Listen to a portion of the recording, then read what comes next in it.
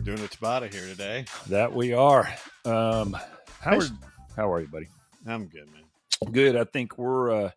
So we actually had another podcast interview with a guy lined up, and unfortunately, the quality of it was not so good. So any future guest out there, we prefer you don't use a cell phone. Yeah, it just doesn't come through very well. Just doesn't with this, especially in the mountains. Especially in the mountains. Yeah, it was good stories, great conversation. Just the quality of the audio, the video was just not up to the Coptales and Cocktails standards. So it's going to be the two of us sitting here looking at each other. And we had some other interviews we could have run through, but we've kind of got our little format laid out of what we're going to do. Yeah, well, the thing that we usually do is we talk about all this stuff about policing and crime and stuff off the air. We're kind of going to do that on the air today. Exactly. There's a lot to cover. There's a lot to cover. We're going to have our normal conversations that we have in the background, and then we're going to answer some questions that people ask us a lot. Like people are calling in and I'm not aware of this? Yeah, they call in all the time. Call in, gotcha. Yeah, I won't give them your number unless you want me to. It's on several bathroom walls around here. Down at Sound Pony for sure. There's a lot of things on the walls in Sound Pony. Lots and lots of things. Yeah, anybody that ever makes a trip into Tulsa, Oklahoma, or if you live in Tulsa and for whatever reason you have never been there, Sound Pony is a must bar. It is. It's a fixture. It is. It really is. And good friend of mine, John Zito, who you've gotten to know as well. He was executive producer of Live PD. He and his lovely wife came into Tulsa to hang out with us for a weekend. And John is a lifelong, literally Manhattan guy. Right. Born and raised in Manhattan, lives in the Lower East Side, Italian guy from the city. His entire life is New York. And when he came here to Tulsa, first time here, we took him to Sound Pony as one of the many places, and he was in Kane's Ballroom, and he was in absolute heaven. Just couldn't believe Tulsa, Oklahoma had bars like that. That his exact words were just like a dive bar in New York. So. Oh, it's a fixture, man. And Tulsa Tough's coming up in July, so it's going to. And surprisingly, that bar, the two owners of that bar, great philanthropists, do lots of great things. They do a thing called Bike Club, where they get kids in elementary schools to kind of join this group. And once they've joined this group and completed it throughout the semester, at the end of the semester, they give them a free bike. Wow, nice. Yeah, very nice. Getting kids on bikes like when we were kids, that was your freedom machine. Yeah, Tulsa Tough, again, just a little Tulsa history here. It is a bike race. Here in Tulsa, Howard's heavily involved in the biking community in Tulsa. I pretended there for a little while. You just said I was fat. Yeah, I'm a heavy cycler. That's what you did. In the Clydesdale division. Yeah, absolutely. But no, it's a race that's here in Tulsa, and it literally has.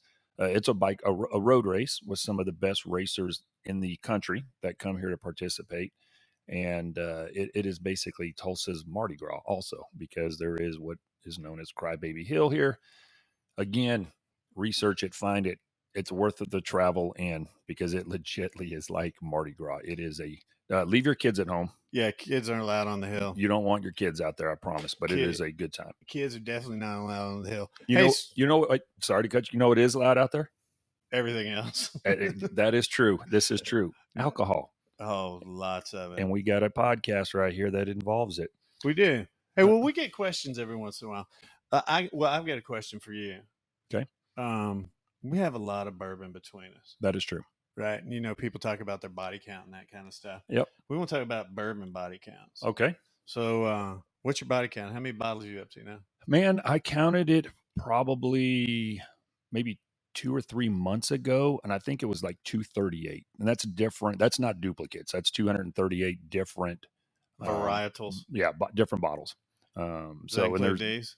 I'm sorry? Does that include these? No, actually, it did not count anything that we have here in the studio. So some of these that we have here in the studio actually probably are duplicates that I have at the house. That,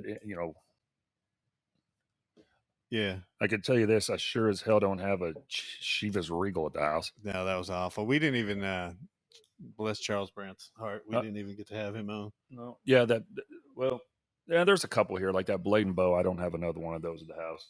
The Redwood Empire I don't have, and I'll leave it here. Yeah, you don't have to have that. How about yourself? What are you up to? I'm north of 400. Yeah. And what do you think Jason's at? Jason's not here with us today, man. It's early.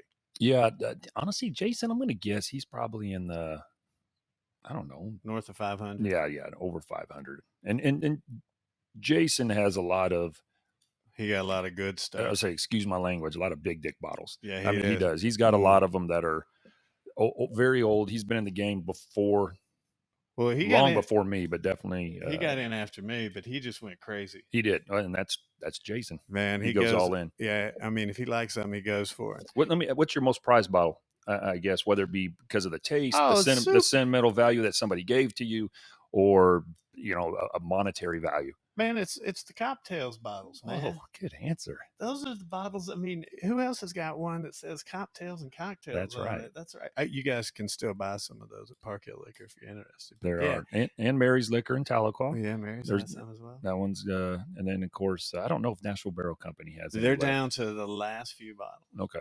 But as far rarest bottle I have is I have a suicide bottle, which they took Knob Creek, 25 bottles of that, different barrel picks from different stores, mixed it together and made a Knob Creek suicide. So there's only 25 of those around. 25 bottles or 25 barrels? 25 bottles. There's only 25 of those in Wow. the world. Wow. I don't know if it tastes good or anything. It probably doesn't, but I haven't opened it because it's that one. What's your rarest bottle?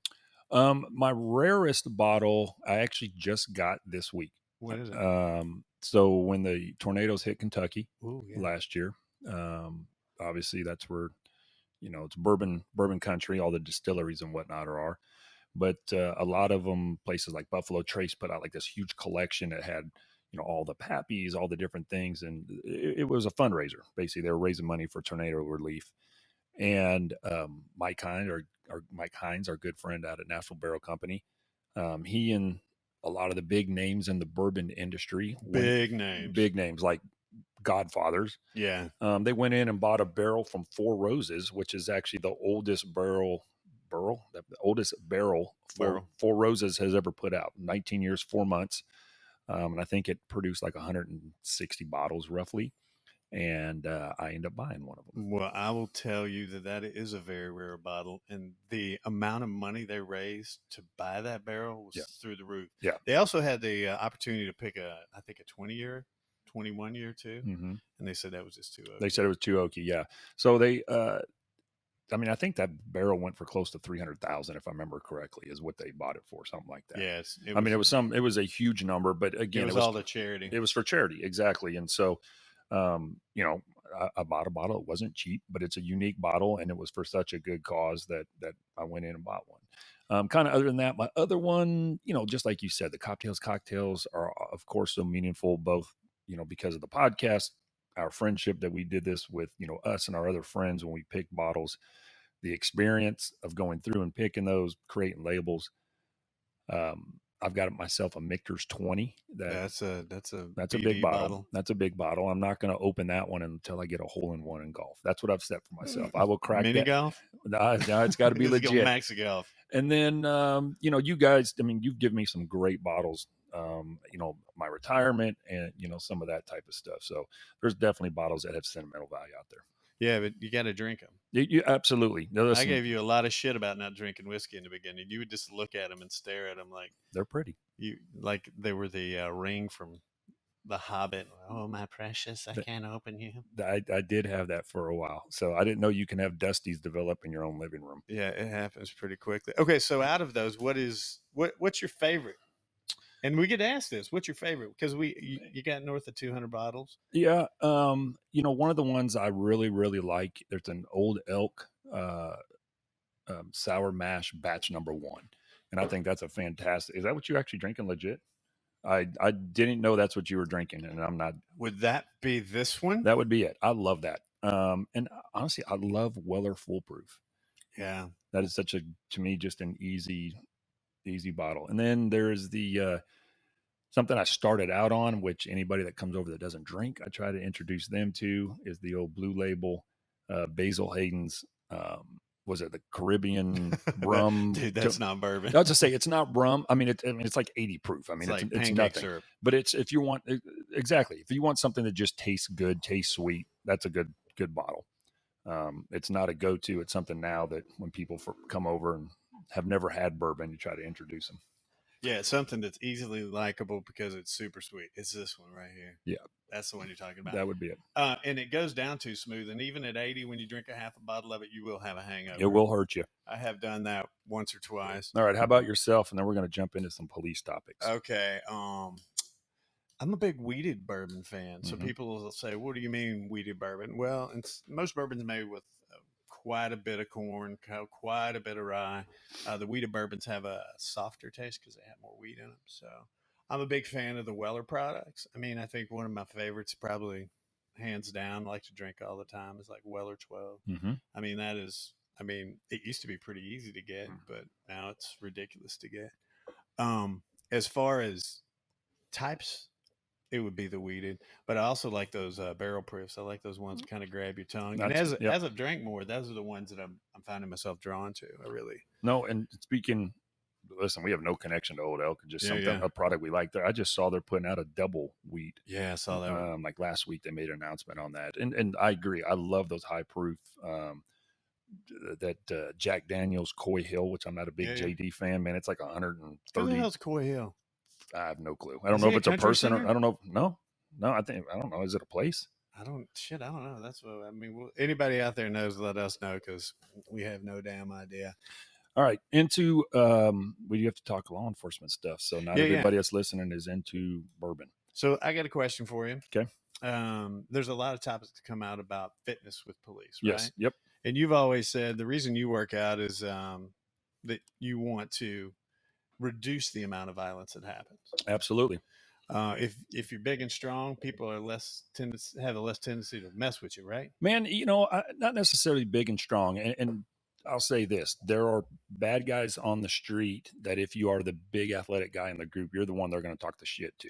If it's a small frame guy, a small female or something like that. For a lot of these guys on the street, it's all about dominant male. That's what they know in the gang world or bad guys. And so it's like, man, what are they really proving if they're trying to go after the smallest person in the group? Right. So it's more to me about having the word's command presence. So if you look good in your uniform, you keep your shoes clean, you don't have a giant belly hanging over your gun belt. Your gun belt's not all beaten up and ratty looking. You're replacing stuff as it starts to look bad. Your uniform doesn't look like shit. Things like that. That saves you a lot, I think, dealing with people on the street because they know, hey, this person comes to work squared away. Right. This person's taking this job seriously. Things like that. Now, don't get me wrong. I mean, I've been in fights and chases and stuff like that with guys, despite trying to hold my appearance up. But I think that goes a long way. And I can't speak for every police department. I know, every department I'm fairly confident has what's called a use of force continuum. And it basically is going to be in your manual, your policy and procedures. And it talks about the different various levels of force. The bottom force is command presence. Just, I don't believe it's force, but that's just you just set the tone. In the literature. It's like, that's the whole point. You're there. And then it's usually like a verbal command. Hey, turn around. Right. And then it goes from there, depending on the suspect's actions. Is it, a dog bite, a taser, an impact weapon, which can be a fist or a hickory baton, all the way up to deadly force being, you're running someone over with a car, you're shooting them with a gun. So, right. So, yeah, this leads me to the fact that Texas has been in the news a lot for lots of things lately. But one of the things they just passed was and they're getting a lot of flack for it, is that there is a minimum or maximum waist size that you can have to be a police officer in the Texas State Police, correct? It's Department of Public Safety. It's basically like they're troopers. Gotcha. Yeah, so they it's something that the administration, I guess, for a little while has had or wanted, and they couldn't enforce it during the COVID time, and just now it's gone back through. So I think there's roughly about 4,000 DPS, troopers down there in the state of Texas, and I saw the numbers, and it was just a little over 200. It was like 213 or something like that failed the measurement test. So what is the measurement? Well, it's literally the waist. They are measuring the waist, and I think it's any male that has a waist over 40 inches and any female over 35, and that's considered a failure. And then they have another option to do like either a running, rowing, bench press, some type of testing to see if they still pass. And I think out of that 213 that were considered, out of shape by the measurement, I think there's literally like only like 2 or 3 that failed the test. And so again, going back to what I was saying, the command presence, yes, I believe in it. However, I don't think, strictly somebody's waist size is a measurement of their ability to be a cop or their fitness level. Because listen, Vic Rigolato, for instance, here in Tulsa, our sheriff, guy played college football. He was a boxer for a little while. He's run a marathon, and Vic's a bigger guy. Now, I don't know what his waist size is, but I can tell you he can chase a bad guy down. And, if the bad guy chooses to fight, Vic will fight. Vic will fight, and so the measurement, I don't think that should be the sole basis on the fitness level of a person. Obviously, it does go hand in hand, if you're obese or you're overweight. But here in America, I mean, you're in the health industry. I think it's something like 42% of Americans are considered obese, and it's like 70 something, roughly 72% of Americans are overweight. Yeah. We use a term called the BMI, which is your body mass index, and it takes your, well, I mean, the 40, like say if you have a 40-inch waist and you're a man, if you're 5'2", yeah, that's a problem. Yeah. That's a problem. But if you're 6'10", I'd say if you were again, fall back to, guys that are athletes. I had a guy in my police academy that was an offensive lineman for the University of Oklahoma. Yeah. He was a big guy, but he was a fantastic athlete. And he could tackle people. And he left Tulsa Police Department, but he's still in law enforcement to this day, working, with federal agencies. So it can't be just that as a measurement. Now, one thing I do 100% believe in, I think there should be mandatory yearly fitness tests for officers and physicals. Yes and no. I'd say yes and no. I guess that's a hard answer. Sure. Because when I was in the division that I worked in, the Special Investigation Division, we had back when meth labs were big, when we were going to nonstop meth labs, you're obviously around all these chemicals and things like that. So health, they want to try to monitor it. So everybody at our division or everybody that was on a meth lab team, once a year, you went for a full workup. And I'm talking the, everything from hearing, eyesight, lung capacity, all these different things they did. And every single year, somebody from my division, which only had 53 people, the doctor found something that was, not abnormal, maybe not attributed to, anything to do with a meth lab, but anything from heartbeats that, irregular heartbeat, whatever it may be. Every year, something was found on somebody. And so the physical, that gets to be time and cost effective, I think, for an agency to have guys do physicals. Well, I will tell you from my standpoint as a nurse, being a travel nurse, I get background checked, I get drug tested, I get a physical every time I do a new contract. So I have to have a physical yearly. Last physical I got, I went to a place and I don't know what happened, but I didn't get any professional courtesy.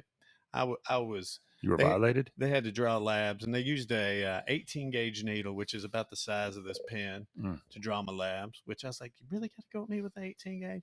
And then they had to check to see if I had a hernia. I haven't had that done since I was in high school for a high school physical. Where you turn your head and cough. I was like, you really got to do this? Right. I'm completely healthy, but I think it's pretty good to have those physicals just because it kind of shows you where you are. The other thing is that you guys are in a stressful goddamn job. Well, listen, and before we get there, Howard, I'm going to ask you because of our camera here. Turn this part right here. No, I'm just saying, is that part? Are you not going to be seen that you've been off of? I'm in there. It kind of spans out. Some. Okay, that's what I was just making sure, because who doesn't want to see your lovely face? Oh my God, I know my beard is looking righteous. It is. By the way, I woke up this morning and right here next to, I'm not joking, I had one of my beard hairs. That would have been weird. That would have been really weird. I had a black hair that was like a half inch just sticking out up my face way up here. I don't know how it happened overnight. I know how it's happened. You're getting old. I'm getting old. Physicals. Puberty is something else, isn't it? It is. Stressful job. So stressful job. Yeah. I apologize. I spoke at a conference in Baltimore last year, and one of the things I talked about was this profession. And I covered the health and fitness of police officers during this thing. And I don't remember if I've talked to you about this or not, but guess what the age difference is not the actual age, but the number of years. The difference between a male in the law enforcement profession, their life expectancy, and somebody in the civilian world. Didn't you say it was like 13 years? 22. Damn, dude. 22 years is the difference. And it's because of those things we're just talking about. This job is very stressful. You're stuck sitting in your car often. A lot of people have poor eating habits, lack of sleep, shift work, all these type of things. They stop being physical. They're not out doing something. And so you have to make it a priority, because I've seen people in my own academy, when I would teach at the academy, they would go through the police academy and they get themselves, some of them, the best shape they've ever been in their life. Right. And they get out and they get on the streets, and a year later I see them again, and I'm like, what happened to you, man? You let yourself go, Right. You see them 3 years later and it's even worse.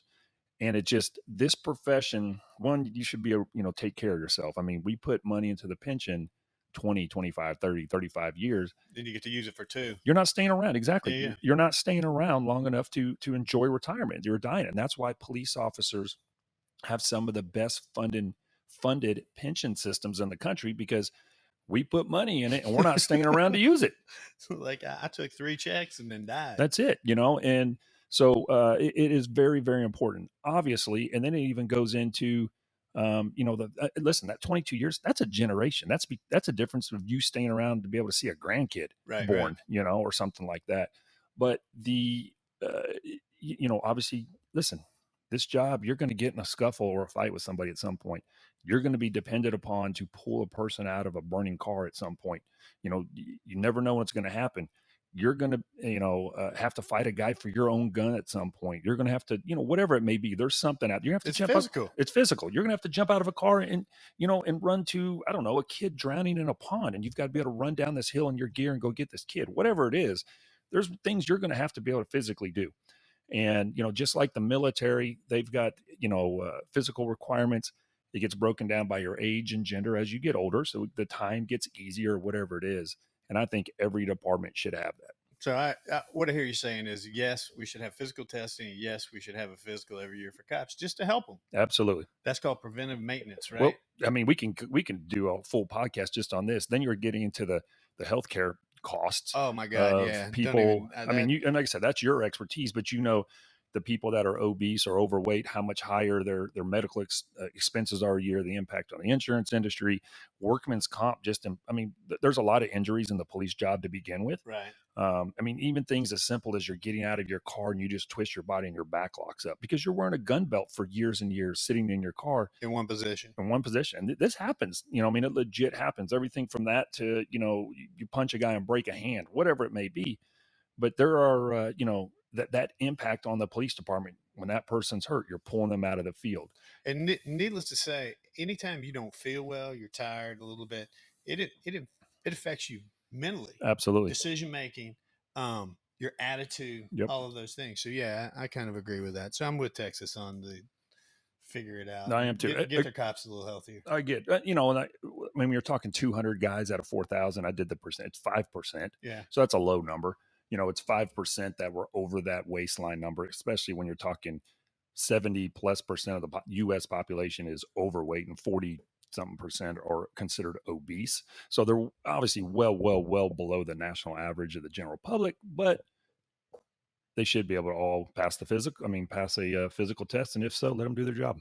Absolutely. Okay. So the next thing that we want to talk about, you and I are no strangers to planes. Me being a traveling nurse, you being a host on a widely popular TV show. Mm-hmm. You flew back and forth and back and forth every weekend. And then the flying wasn't so bad, but there's a lot of indignity you have to put up with going through the airports, going through security. Last time I went through, I got fully searched and they touched my junk just to make sure that I guess I went through the scanner and it appeared like a weapon. So they had to make sure it wasn't a weapon. A little deuce, a little 22. Hey, true story. I will not to, veer too far from that. Went on a personal vacation recently. Some other friends went, and a buddy of mine and his wife were flying down to meet us. And this buddy of mine is actually a private pilot on top of that. So, but he was flying commercial, and he was meeting us 2 days after we were already down where we were at. And when he came through at the airport, Tulsa International, he had his duffel bag with his pistol still in it. Jesus Christ. Now, Loaded. So he goes through, he and his wife. is he a police officer? He's not a cop. No. He's a he's a guy that kind of works in the oil industry here in Gotcha. Tulsa, but he's a private pilot. He actually flies the company's plane is what he does for them. He needs some protection. He does well. He had it, and he just had his duffel bag and had his gun in it. So he gets stopped there. He ends up basically they take his ammunition from him, make him run, and put the gun back in the car. Now it used to be, man, you brought a gun through, you were getting hooked up, and so because I think it's pretty common, that, and it's Oklahoma. It's Oklahoma, man, and then they're going to look at intent. But when he did his return flight coming back to Tulsa, his TSA privilege had already been revoked. Really? Gone. Yeah, gone. And they said it said in 2 years it would be available for a review. So obviously, don't bring a fucking gun through the airport. A knife, or perfume, anything that slows down the line. Don't bring it through. Please. Hey, don't bring your children. Leave your children at home or drive with them. Don't bring them. But we know during COVID that everybody's been stressed. Everybody's on edge. They're still doing flights. They have more restrictions. They don't serve booze. They make you wear a mask or not. It depends on the day. Right now we're in limbo. Right now you don't have to. Right. Well, here's the thing, though. I think that when you get on the plane, we're all kind of in this together, and you just need to be polite. It sucks. It sucks for all of us, right? Absolutely. None of us are special. None of us are entitled to anything that someone else is entitled, unless you're in first class and you get some drinks. They give you alcohol up there. But there you go. But we can both say that we have all seen morons on planes. Absolutely.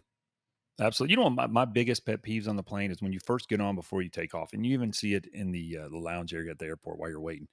These fucking people that have their phone on FaceTime and talking on speaker out loud. And people get on the airplane and they do it. Golly, drives me crazy. Yeah, the thing that gets me is the person that has obviously this isn't a carry-on size bag and they're trying to shove it into the overhead bin and they just keep stuffing and yep. just going to break it. Go ahead. One case we had a lady did break the overhead bin and we were delayed while they had to come and fix it. So I was like, that's always a gem. You an asshole. All right, go ahead. The last one for me is the opposite. Not when you're taking off, when you stop and the plane stops and it's on time. There's a method to unloading an airplane. I go, you go from the front all the way to the back. And these people that try to pile through. And if their flight's on time, our flight is on time, you're not missing a connecting flight. And luckily, I'm a bigger guy. So you can I like to post. I just post up and I just stand there. I have no shame. I will just stand right there and hold you. Well, it's like a common courtesy thing. People can be pretty rude. Yeah, it's like merging onto the highway. There's a method to it. Yeah, don't be a dick. You don't stop. No. And then wait for somebody to come. Those are the worst. That's if you're coming on. Yeah. The people that are worst to me is when I'm coming on, they're in that outside lane. And we'll get the hell over. And won't move over. And there's no one next to them. It's just an empty lane. There's oblivious. Situational awearness is what that's called. Command presence. You need more command presence to move them over, huh? Yes. All right. Back to our okay, so we're going to talk about crazy people in airports. And the big one that we can talk about that just happened was, or on airplanes, was Mr. Mike Tyson. Mr. Mike Tyson boxed someone's head in. Yeah, he did. So I guess he was sitting in a seat and people are, you have this, man. People are excited to see you sometimes. Sometimes, yeah, it is, luckily I saw the video with Mike Tyson. It was on a JetBlue flight. I think it was out of San Francisco maybe or something like that. Times are hard for Mike flying Dude, JetBlue. I literally was, listen, I've never flown JetBlue. It doesn't fly here in Tulsa. A guy that was on the show, the director of it, his name's John Gonzalez. I know he flew JetBlue from Florida to New York. And listen, it must be all right because John is, he is a frugal man, but he has done very well in life. He's a multi-Emmy award-winning director. But he flew JetBlue and was very happy with it. But I thought the same thing. I was like, Mike Tyson's flying JetBlue, man. What the fuck? Well, so JetBlue's kind of like their Spirit, which Spirit you basically have to buy your seatbelt once you pay for your ticket. No, bottom of the barrel. Yeah. Right. And then there's kind of Southwest, which at least they put a little bit into the stage presence, right? And the stewardesses will tell some jokes and stuff, right? Or the flight attendants, and you get some peanuts, right? Yeah, absolutely. JetBlue's kind of in between now. Okay, we really will get to these stories, but what's the other one besides Spirit that's kind of down at that level? There's another one, Allegiant. Okay, so Allegiant's just a carrier that just does they just pick a few, they'll fly to Vegas for $13. Is Allegiant what we have? It comes in and out of Tulsa, right? Oh yeah. Okay, I was on a trip down in Florida, and I had I think a Southwest or American. I had an American or Southwest flight back here. We get to the airport. It was for a conference. I've got like 2.5 hours, 3 hours to the flight. Well, I happened to look up, and Allegiant had a flight leaving in like 40 minutes. And I was like, dude, I'm going to jump on. And I'm not joking. It was like $49. Right. So you pay for the seat, then you pay for your bag. Then you pay, I mean, it's like You there's pay all these, for your seatbelt. but I think it was like 109. You pay, yeah, $109. I mean, it was dirt cheap. Dead ass serious. This was out of Florida. The ticket counter that I paid for my ticket, when I go to get on the plane, that was the same person that scanned my ticket to get on. I swear, I was worried about him like flying the plane, but it was the same guy that paid for the ticket. I guess he closed up shop there and then goes and lets everybody on the plane. Yeah, see that. So yeah, JetBlue's like that. But Mike Tyson, this guy comes up to him. He's real excited on the plane. Mike's been drinking a little bit, and he's like, "Oh, I can't believe who I'm on." He's probably. Mike, you said Mike's been drinking. Mike hasn't been drinking. I thought he said that he had a few drinks. Oh, I didn't know that. Okay, that's news to me. I knew the other guy was hammered. Yeah, based on his appearance. But he was just going at Mike and kept going, and he was behind him. He got hammered. He was behind Mike Tyson. He was behind him, yeah. And he was like reaching through the seat, like, "Hey, Mike, hey, Mike." Mm-hmm. Mike had enough, turned around and punched his ass. Talk to your boss, talk to my boss. This is George talking to Mike Tyson, bro. This shit crazy, bro. Mike Tyson. My dog done got lit, man. He over here rapping with Tyson. Mike Tyson trying to give us some shrooms. You don't know how to act. Tyson looking out, man. This shit crazy as He should have never gave you his money. Peasants. They're peasants. That's what mine. Hey. Hey, Mike, come on. Let's go stop back. Let's lose the horse, man. JetBlue, mid flight. My boy just got beat up by Mike Tyson. Turn that way. Yeah, he got f***ed up. Just trying to ask for an autograph, man. I don't know what happened. I punched him a handful of times. So it's a cell phone video taken from a guy across the aisle. And he's even got a little narration himself. It's like, man, this dude wild. He's wild. He's talking with Tyson. He's fucking with Mike, man. And he keeps doing it. And he takes, I guess this, at least as of the recording of this podcast, the guy's name has not been released, from my understanding. The guy that got punched in the face. Holyfield? No, this guy still has his ear. He's not Van Gogh. He doesn't have his dignity anymore, but he still has his ear. So my question to you is, what do you think Mike's going to get banned from the airlines for life? No, I don't think he'll get banned for life. So he actually did not even get arrested at first. I mean, He didn't get arrested. So the plane was still there, at the gate, and the door was not closed yet. Gotcha. So from my understanding, once the door closes, it becomes a federal thing. So that's why the FBI did not investigate. I think it was San Francisco. So that's why San Francisco PD is investigating it. So Mike, I guess, turns around. Listen, you poke the bear, the bear's going to bite you sometimes. And shit, it's not like he doesn't fight. No. I mean, you know who he is. You know what he does. 100%. He's not famous for the hangover. Well, remember, and Mike Tyson just, like a month ago, he was in a comedy club and some dude started going off on him. Did you see that? No, was it? Oh, and the guy pulls out a gun. And Mike, I swear, check it out. You need to watch the video. The guy pulls out a gun and Mike just stays there calm. And this dude's just like going crazy, talking shit. And eventually he calms down and comes over and gives Tyson a hug. So, but listen, man, I think any person, human being, there's personal space around you. It's like, hey, man, he took a picture with him. He acknowledged him, but you got to respect somebody's personal space. Obviously, is it criminally wrong to turn around and start punching a dude in the face? Yeah. Yep, criminally it is wrong. As a human being, as a man, if someone's egging you on to the point, that's why a lot of people do these type of things. They don't get punched in the face. Right. Violence is a powerful motivator. Pain is a very, very. We grew up in the days that you got a spanking. That is. Oh boy, don't even get me started about that. I got beat. My dad figured out that the only thing that mattered to me was freedom, and started grounding me, and I begged him to beat me. Yeah. I was like, come on, Dad, just bring the belt back. Hit me as many times as you want. Let's get this over with. My dad has hands, and I'm not exaggerating. My dad has hands that are like this. Yeah, you're the run of the family. I really am. I'm the small guy. My dad's hands are massive, and he had this big ass ring. I don't know if it was a military ring or like some softball championship ring, because he played competitive softball. And you got your ass spanked with that thing barehanded, and it was miserable. All right, 2 more stories. A California woman was taken off from Buffalo going to Chicago, And I don't know how to say it. She just pretty much fucking lost her mind. She got in a fight with the flight attendant, assaulted the flight attendant, and then did some Jason Bourne shit. She went to the exit row, Okay. opened the exit door, and once you open the exit door, that little slide Oh, it just automatically kicks out. yeah, Yeah. yeah, it kicks out. She jumps on it, slides out onto the tarmac. This is at the airport. Yeah, it starts running around the runway, trying to elude the police. And of course, it probably takes them a little time to respond. Mm-hmm. But tarmacs aren't human size. That's a big track to run on. So she finally gets caught, and she was charged with disorderly conduct, harassment, trespassing, and criminal mischief. It also said in the article that the pilot had to return back to the gate to reinstall the. Yeah, I don't know what that process involves. I mean, your flight's delayed. Your flight's fucked. Yeah, so, but this is the thing: we're flying with these people. Yep. Which leads you to believe is you don't have to be mentally stable to buy a plane ticket. Correct. And probably more so than that. Obviously, if it's the mental stability issue right there. But we'll go back to the Tyson guy. Again, I'm watching the video from my training and experience. The magic words you say in a courtroom. It appeared the guy was intoxicated. Sure, that was messing with them.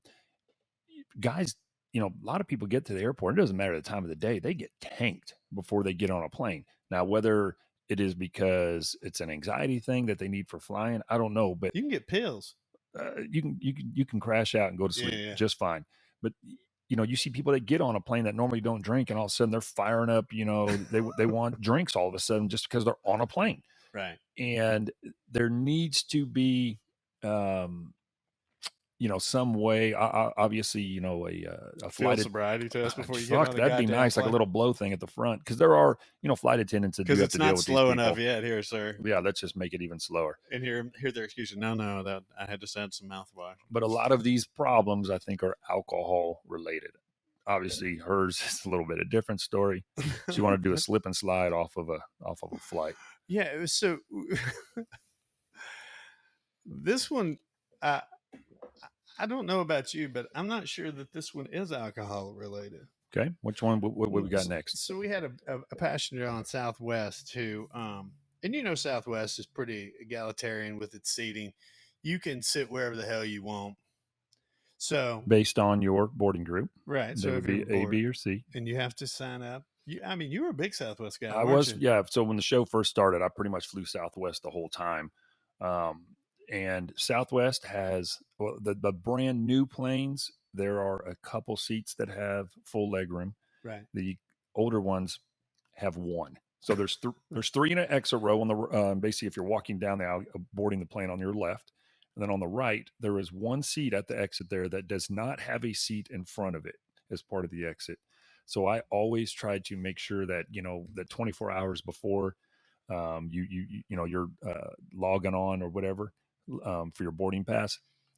I had an account with Southwest, so it was basically to the point set up that it would automatically do that for me, and that was my go-to seat, to get.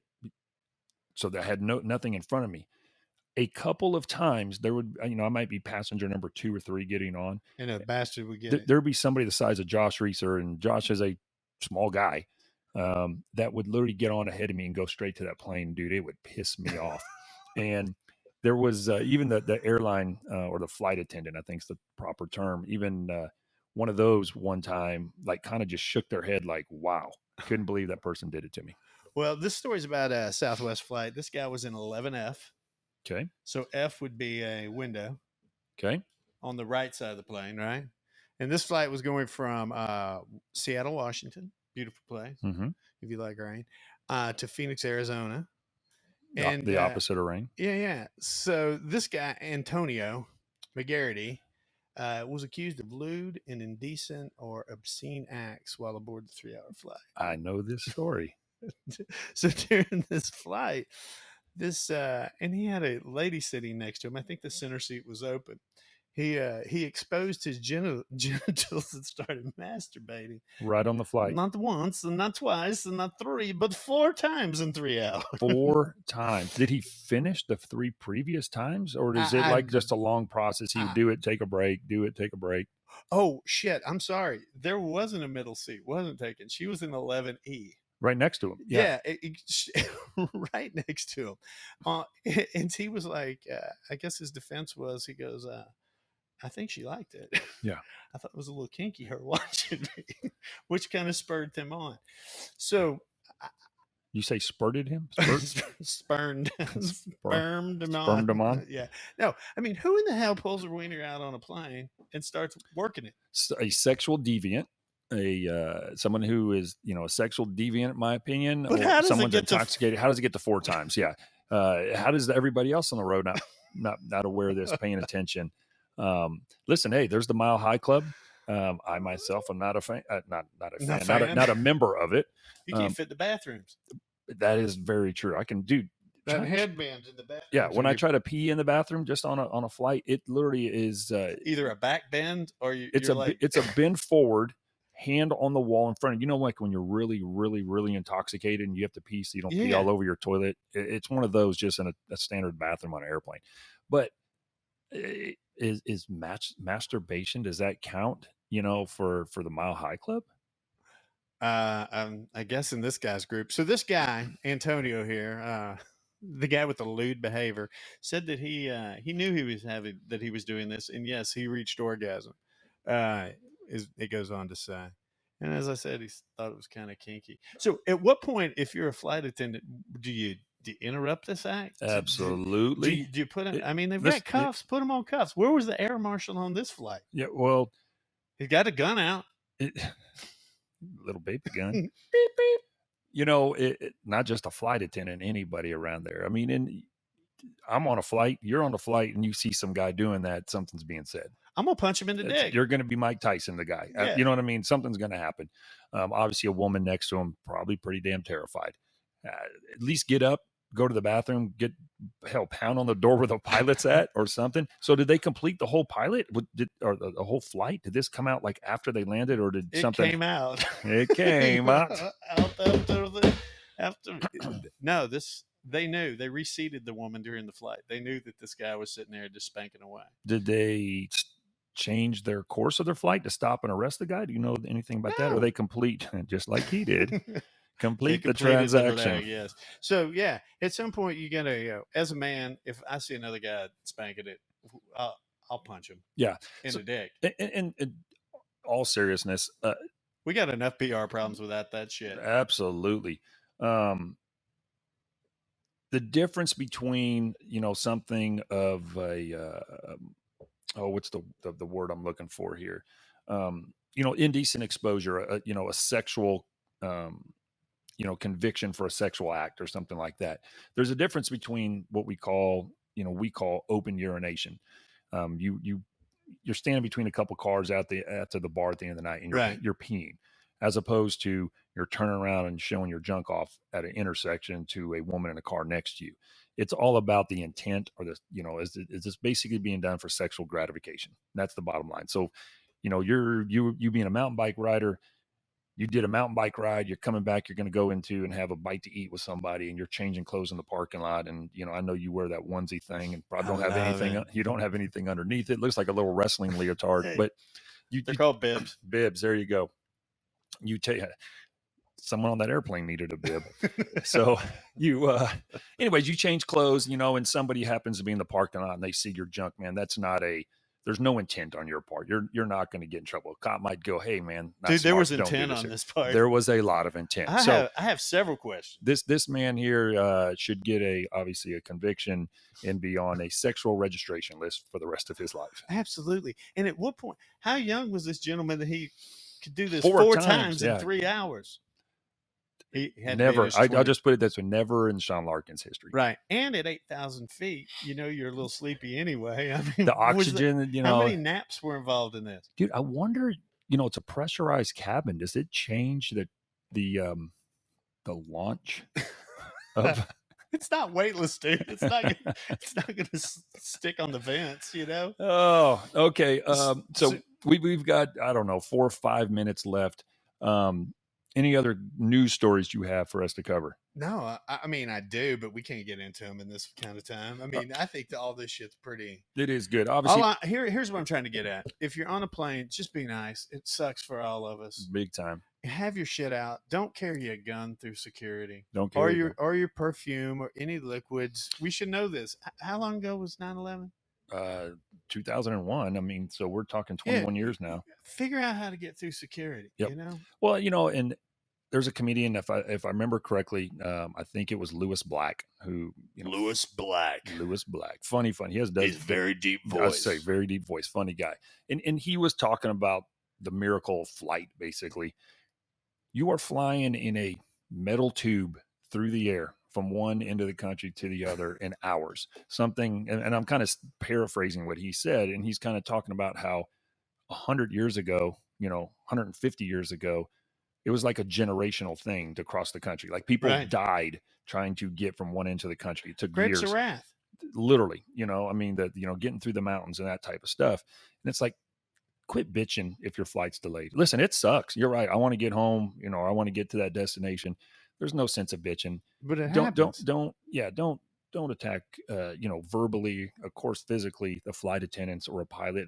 They all want to get gate agents. They want to get to where they want to get to, Yeah. also, and it's pretty fucked up, man. And just saw a deal. A lot of these people that have been kicked off of planes during the COVID stuff, whether it was the mask policy they disagreed with or whatever it was, some of these airline companies, now that the mask deal is changing, are evaluating letting these people back on. And that right there shows you the power of money, Right. that they want money. They don't want to lose someone from their airline to another airline. Well, I think it's bullshit. I think if you're on a flight and whether it's physically attack another passenger, you physically attack the flight attendant, or you delay the son of a bitch. Exactly. You should. Who gives a shit, dude? You should just drive. Buy a Greyhound bus ticket. Yeah. Lastly, Johnny Depp stuff's going on. I know that is a huge, huge thing. A lot of people are paying attention to it. All I got to say is, wow. Yeah. That's a fucked up relationship. Oh, shut up. We've all been in those. Well, not that crazy. Not like that. Not we're using cocaine, throwing bottles of wine, secretly recording conversations and video of one another. Anybody listen out there, you are remotely in a relationship like that, get the fuck out. Just end it. There's no sense. Why would you stay in there? Nobody should be that there's allegations of physical abuse from both sides.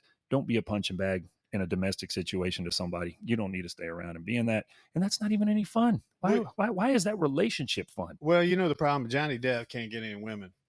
Women are not attracted. They're not attracted. He's not cool. Doesn't have any money. No. He's not unique. He can wear scarves, dude. And eye makeup and pulls off hot chicks, man. How's that happen? Him and Lenny Kravitz, man. Yep. Lenny's a cool dude. Lenny Kravitz is a cool dude. Yeah. I love all the Pirates of the Caribbean movies, man. I like Johnny Depp. He's not going to be in any more of them, though. No. All right. Lastly, Crime Con, Las Vegas, Nevada. Yeah, it's coming up. It's going to be the weekend of, we'll be there on Friday, April 29th, Saturday, April 30th, and Sunday, April 31st. April 31st. Didn't know how many days in the month of April. You were going to make up. I was. So we will, Howard and I will be out there. Jason will be there with us as well. We are going to be set up at Crime Con.